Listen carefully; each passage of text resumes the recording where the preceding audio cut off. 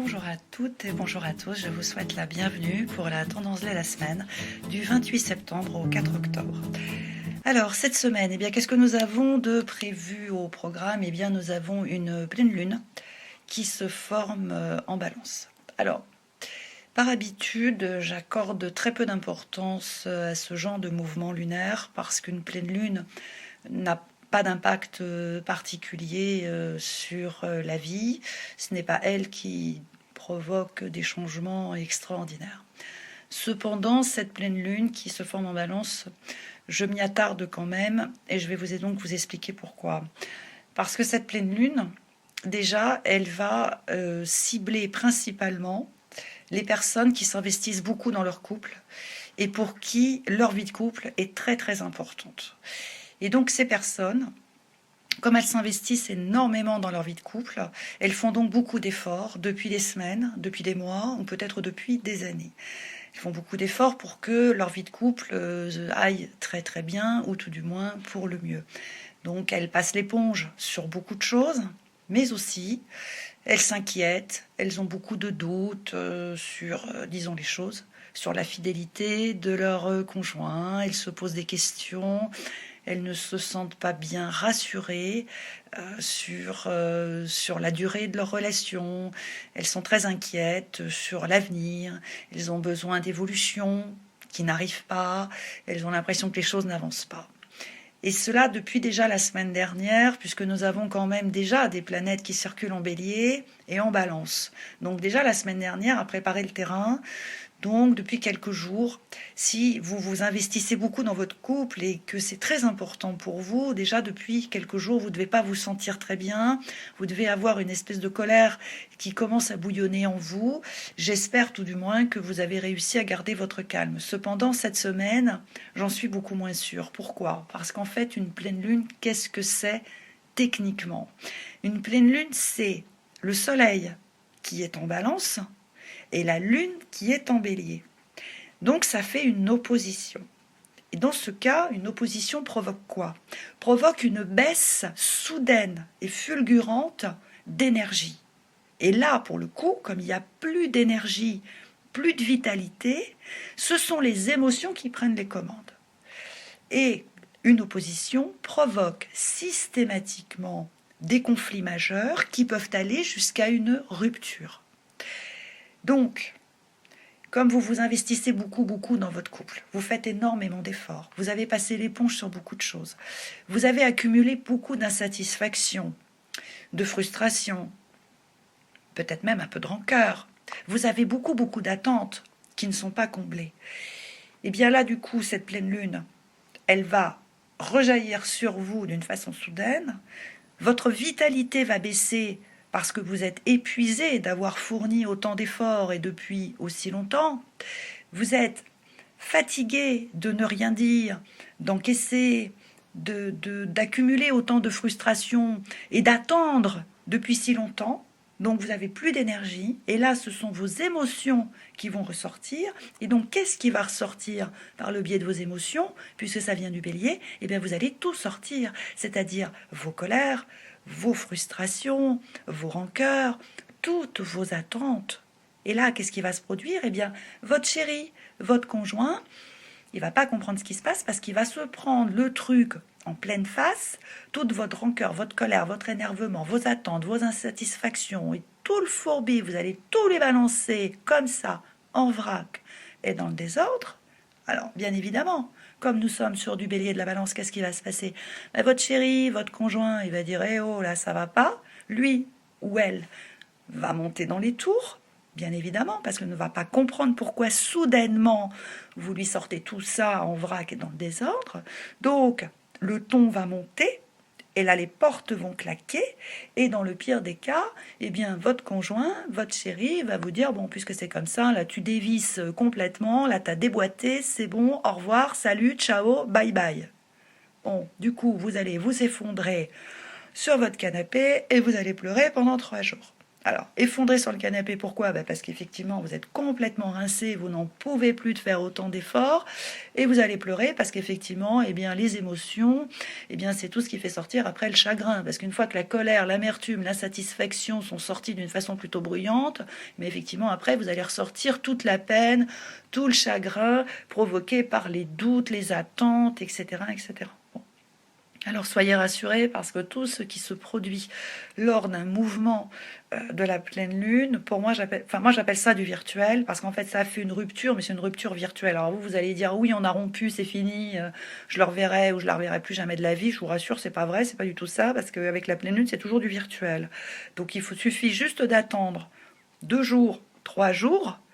Et puis les choses rentrent dans l'ordre parce que du coup vous allez retrouver vos esprits, votre chéri aussi, tout le monde va retrouver ses esprits, tout le monde va retrouver son calme, et puis finalement vous allez vous excuser, chacun va se pardonner l'un à l'autre, vous allez tomber dans les bras l'un de l'autre, et puis ça va repartir. Voilà, ça c'est donc le phénomène de la pleine lune. Bon, cependant, comme c'est quand même un mouvement lunaire, à mon sens, cela peut s'éviter. Eh oui, moi je pense que ça peut s'éviter. Alors ça peut s'éviter comment?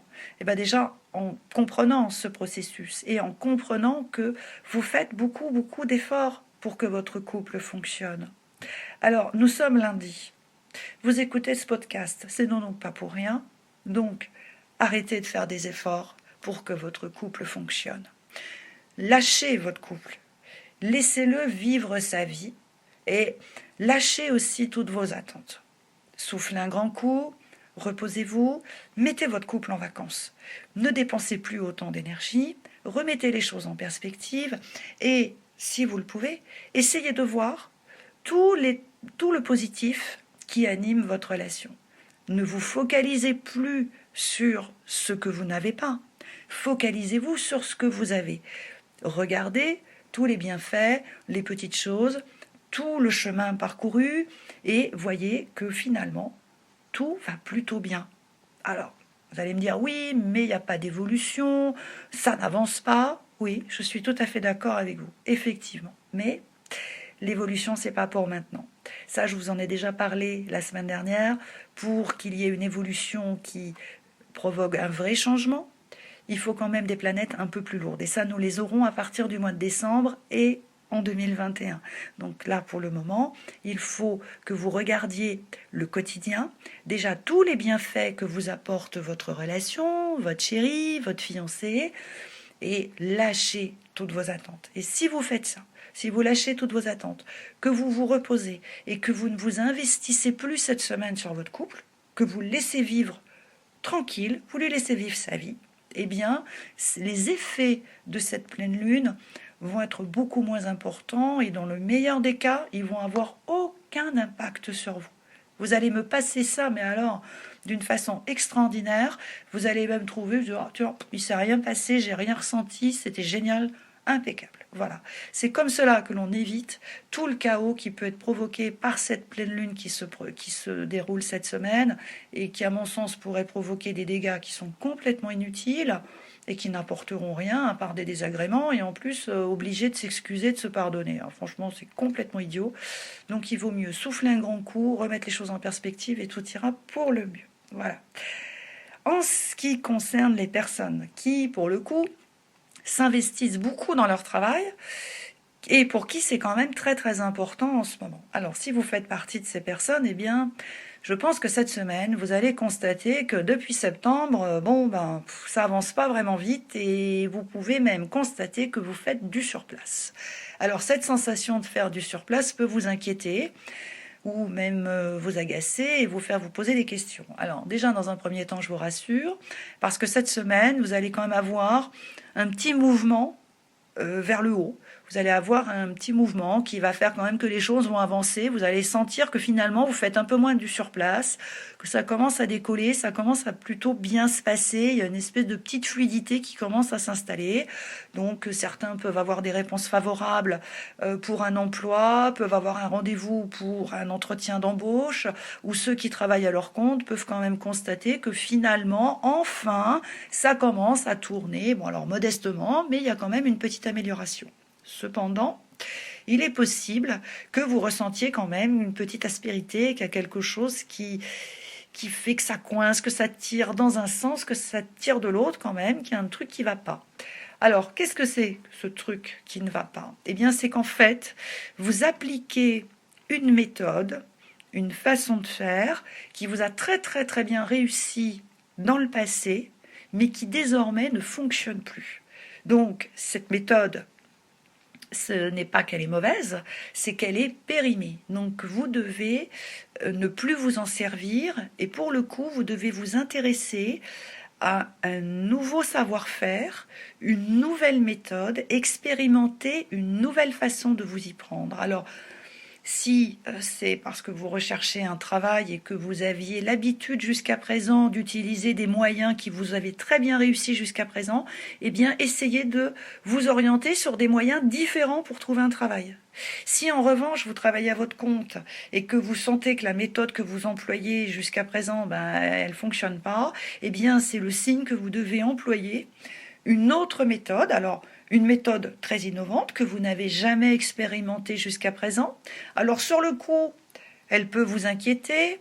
Vous pouvez vous auto-convaincre qu'elle ne fonctionne pas, qu'elle est futile, superficielle, ou que vous ne savez pas faire, ou que vous n'avez pas envie. Très bien, mais je vous invite quand même à y porter un peu d'intérêt. Prenez votre temps, apprivoisez une nouvelle méthode, portez de l'intérêt à quelque chose de nouveau. Et vous verrez que finalement, eh bien, vous allez y trouver votre compte et que vous allez savoir très très bien vous en servir et vous serez agréablement surpris par les résultats parce que ça va avoir le mérite d'accélérer les choses, de donner beaucoup plus de mouvement dans votre business ou tout du moins d'accélérer le processus pour que vous ayez l'emploi que vous espérez tant. Donc c'était la tendance de la semaine. Si vous le souhaitez, vous pouvez me retrouver, Ariel, ainsi que Bérénice, Rosie Fleury et Isabelle, ainsi que tous les autres membres de l'équipe de Dial Voyance, au 08 90 37 04 70 pour l'audiotel et au 01 84 07 04 48 pour la CB. Je vous souhaite une très agréable semaine et je vous dis à la semaine prochaine.